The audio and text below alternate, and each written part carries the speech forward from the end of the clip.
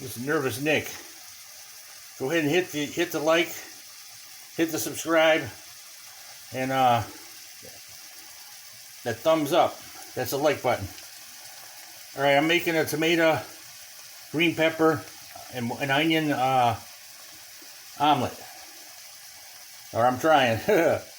So I put some canola in the bottom of the pan, and I got one green pepper chopped up in there, and about a half an onion, and chop it up. And I got the heat on about halfway on the burner, a little less than half. And what do we got here? Tomatoes. I chopped up about them little tomatoes. I don't think those are cherry tomatoes. Yeah, I guess those are cherry tomatoes. I don't know. Those little ones, like the size of a golf ball. Yeah, you got about 6 of them in there. See, I'm going to stir it up a little bit. I like to cook the vegetables beforehand.